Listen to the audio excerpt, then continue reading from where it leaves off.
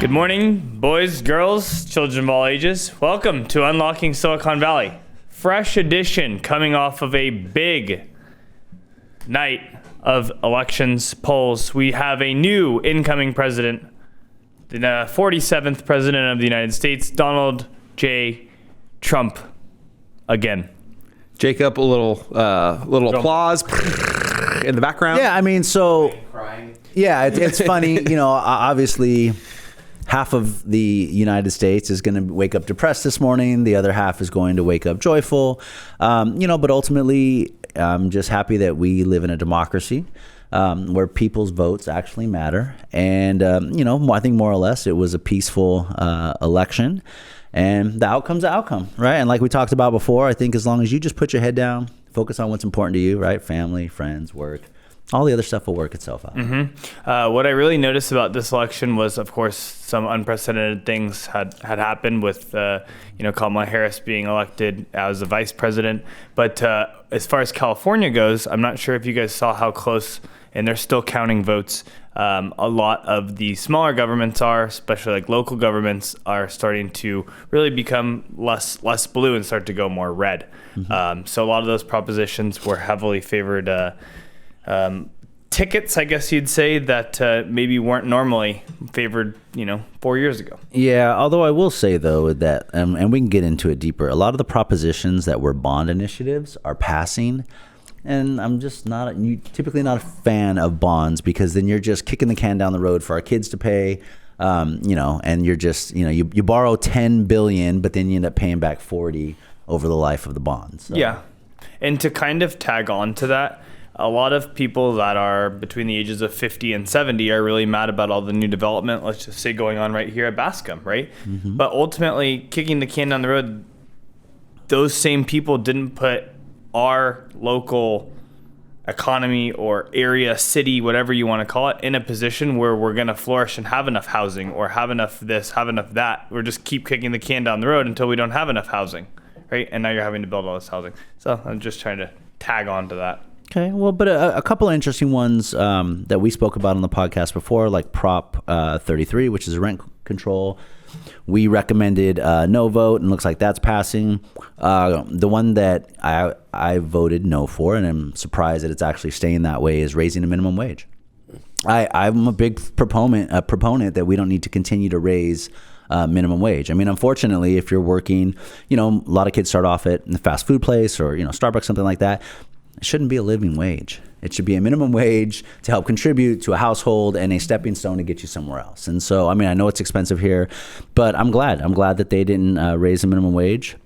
But like the climate bond, the school bond, all those are passing. The other Prop 5 that we recommended a no vote against, which is taking anytime there's like a housing element or something, instead of getting 2/3 approval, the proposition would have lowered it to 55%. So that is failing as well, which is good, because we should have 2/3 vote before we spend money. So yeah, I mean, it's going to be interesting times, right? I do think it'll be a peaceful transfer of power. And come January 20th, Trump will be our president again. And the stock market is roaring as of today. Yeah, which, as we all know, because you're all educated here, when the stock market is up, mortgage interest rates are up. So for those people that didn't lock in mortgage interest rates a month or so ago, it's going to take a little while before they trend back down. Yeah, I saw the 10-year treasury go up last night, and also Bitcoin went to $75,000, an all-time high. Wow. How much Bitcoin do you have? None anymore. Panic sold. And Tesla's up 15% today? Sold before the election. Well, yeah, Elon Musk is going to, 165 million, something like that. What? And that needs to be fact checked, but donated to the Trump campaign. Wow.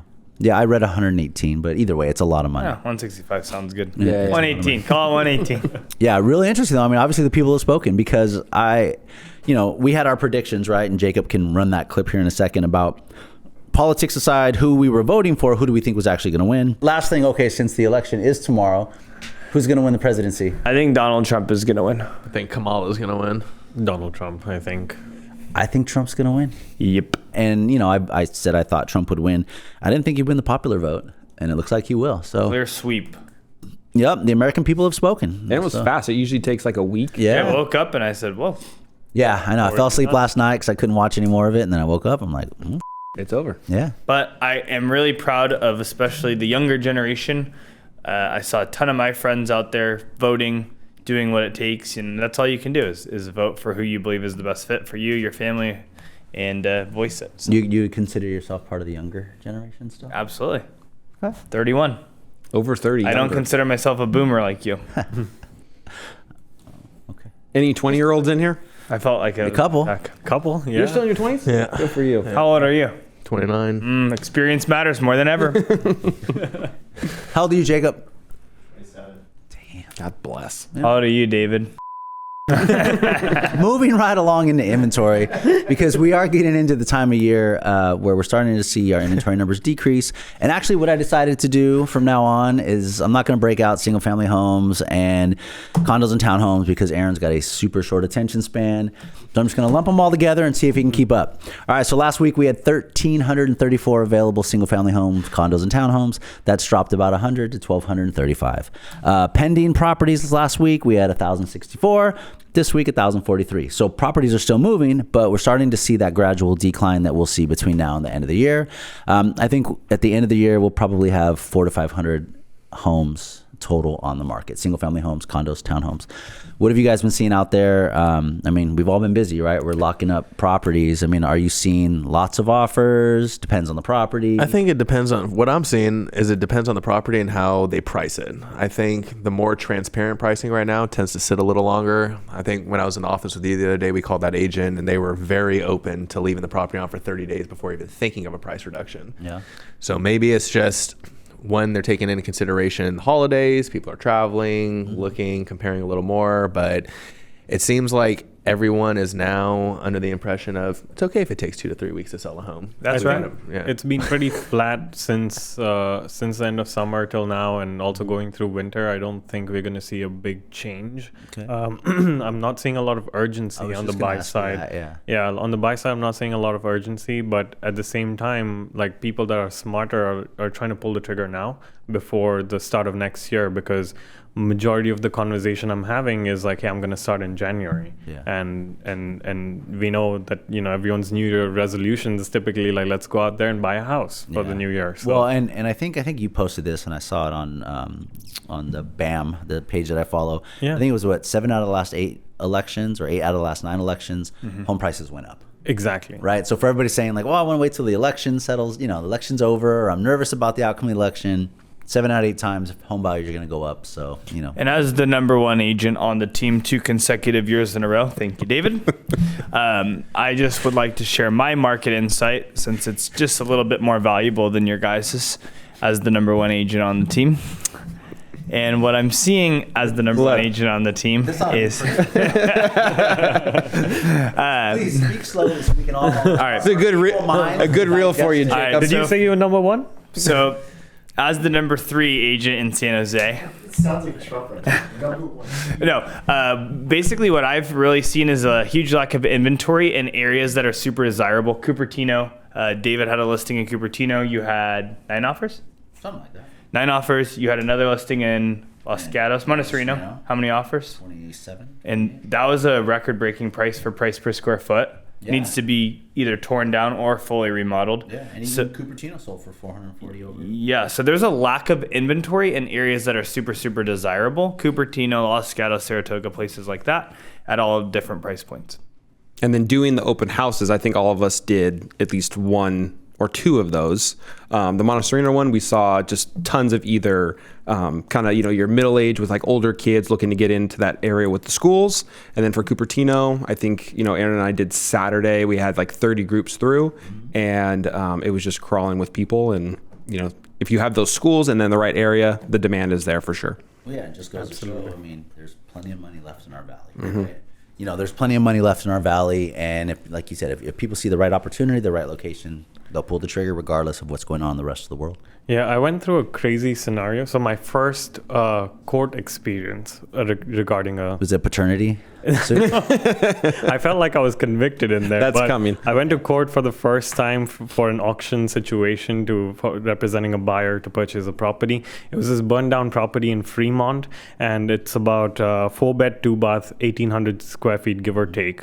And it was listed for just about $1 million.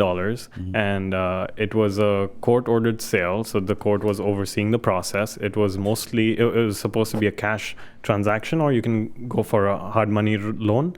And you have to prove competence, meaning you have to prove that you have worked with permits and building in some way, shape, or form. So the client I was representing, he had done 22 jobs over the last couple of years just in the city of Fremont. So we could pull all those permits and provide that as evidence with our offer.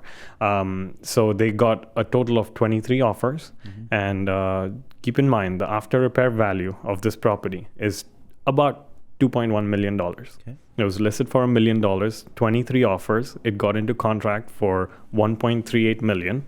And then they took the highest offer. They had a few higher offers than that, but because they also need a qualified buyer, they went with a slightly lower offer. So the overbid amount, which means that they have to go back to all the offers, and once they have accepted an offer, they go back to all the offers and they have to give everyone an equal opportunity to place a higher bid. And that higher bid is typically 10% over the highest offer that they have accepted, so about $1.5 million. And so my client decided that he wanted to go for the overbid because our offer was at about 1.27. They accepted 1.38. So we placed the overbid amount at 1.5 and we went to court. And when we went to court, the judge ruled on the case and said, okay, we'll give you a room. You guys can go in there, and the lead buyer, which was us, and the second buyer in position, which was the 1.38 party, go into a room and go through an auction scenario. And I was for sure that no one can go over 1.5 million for that property, right? It just doesn't math. It just doesn't math. And as soon as the auction started, the guy went like, the minimum increments to overbid was $15,000, but he went from 1.5 to 1.6, and it ended up at 1.66 million. Which means that, like, after he puts all his money into the property, it would be 2.3 to 2.4 million cost, including holding costs and all of that. So it just truly goes to show, like, our market can get pretty crazy, especially when emotions are involved into the purchase of a property. And what I've seen is there's such a lack of inventory that there could have been a subjective value, right? Yeah. Maybe David's the buyer, and David's, grandmother lived on the street one door down, but, there hasn't been a house in that neighborhood for 2 years or whatever. So he's willing to do whatever it takes to get the house. So. Exactly. So when we went, the way it got to 1.66 was that, he did 1.6, we went 1.615, he did 1.630, we went 1.645. And then my client was like, before we walked in there, he had a number in mind. He was thinking 1.64 was the max that he would go for that property. And the guy just kept going 15K higher and higher and higher. So his desire for his motivation towards the property was definitely more than what the value was. Yeah. Or you never know. Did you ask why? Like after or no? No, they had to go back into court and settle the transaction, and we just headed out. Yeah, or maybe by the time he's done with the work, 6 months, 9 months, 12 months from now, the market will catch up. I had that in Los Altos, but no one overbid. Yeah. All right. So new president's in. New president is here. We do the cool thing about this presidency is we have resumes for what has happened before. So if you kind of look back, kind of familiar with his policies, how things went. What do you guys think as far as his approach to business and policies, that relate to real estate? Do you think you're going to see any shifting in the market, specifically in certain sectors? Do you guys have any predictions for like commercial, luxury, anything like that? Well, obviously I think he's pro-business, and the tax cuts that he put into place are expiring soon, so he'll be able to extend those. It looks like the Republican Party will have the House and the Senate, so for the first 2 years, he should be able to get quite a bit done if he chooses to, right? Between, just having the House, the Senate, and then executive order. I think that we're still going to see tax cuts for corporations, hopefully tax cuts for small businesses. So all of us are incorporated, right, or LLCs. So I think there's a benefit there. As far as the commercial sector, I don't know. I think sometimes that's something bigger than a president, right? So I don't think that's going to change. Although we are starting to see commercial space like retail office space, we lease office space here, starting to come back, right? So I mean, I think regardless of politics, I think the trajectory that our national economy is on will be a good one, right? So it's just a matter of taking what's working and moving that forward, and hopefully implementing some stuff that'll speed it up a little bit. Awesome. Butter is way too expensive. Butter is way too expensive. I cook with butter too much to pay $8 for some challenge butter. May I give my opinion? Absolutely. Or should we ask G? Hey, it's your podcast. Okay. I believe that with a strong economy, especially tech stock, we're going to see a rise in housing prices, but also in the luxury market, right? We kind of have the running joke of like NVIDIA buyers knowing each other at the open houses, and that's at a $6 million price point. So I think that'll stay strong, at least for the next year or so. Interested to see what will happen with interest rates, but they've been kind of normalized at 7%. So yeah, it'll be interesting too to see if he actually imposes tariffs on the level that he wants to. I don't think that's necessarily the right move because ultimately consumers and low to moderate income people will carry the brunt of that in terms of having to pay more for goods and services, but we'll see.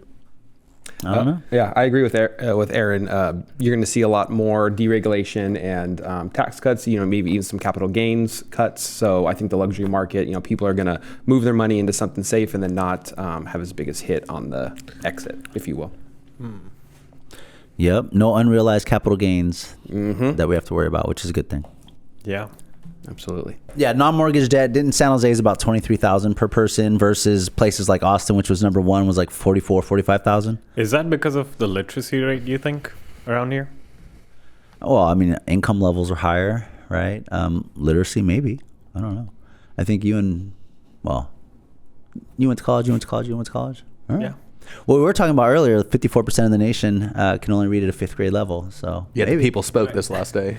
They spoke at a very low level. They can't read. Get it? Oh, Jesus Christ, bro, you guys suck. Sorry, I'm on antibiotics and medication, so No butter, a lot of antibiotics. Yeah, that's it. But no, hey, I mean, look, the world didn't end, right? Regardless of who won, the sky's not falling. Real estate's still selling. And if you don't like the outcome and you want to sell your home, give us a call. We are here. We can sell your home in a matter of no time. And where would they move to? Where would a Californian move to? Austin, Texas. Go to Austin, Texas. Yeah. All right. It's good for him. Mark's got enough homes so he can lease out to him. All right. Well, I got nothing else. The only thing I have ahead is like a nap and some more medication. So I got something cool. So recently I was... all right. So hold on before you start the story. So if it's as cool as your last story, I want you to think about it this way before you tell the story. So the last story was interesting, a lot of detail. I want you to tell the story like I only have 90 seconds left to live, but I have to hear the story before I die. So I want you to gather your thoughts. I want you to gather your thoughts and tell me the cool story. It's not a story. I just came across this AI thing. We've been using ChatGPT and Gemini and all of that stuff. And Whoa. And no, one we of make the it all up ourselves. One of the things that I tried was I pulled an inspection report, put it onto ChatGPT, and asked it to summarize for me. Okay. And it was great. It saved me so much time to go through the whole report, but it's still not as good. I found it missed a few things. So I think moving forward, if it gets a little better, it might save us a lot of time. That's why you charge us 3%. So we charge our clients 3%. Yeah. So you just went on camera to tell our clients that you use ChatGPT to summarize your inspections. No, I tried it, and there were some And it mistakes. didn't work. In It case didn't work. another agent is doing that. Exactly. Yeah. Yes. All right. Love it. And on that note, hug your mom, hug your dad. Life's good. Life's good. If you voted, that's awesome. In fact, I'll just finish with this. I was in line to vote, and it was pretty cool because normally I do the absentee ballot. I mail it in. I went to the local library yesterday. Everybody's in line, and it's pretty cool feeling that you can just stand out in line with people you may or may not disagree with in a free, fair, and safe election. So, God bless America. Amen. All right. See you next time. Boom. See you.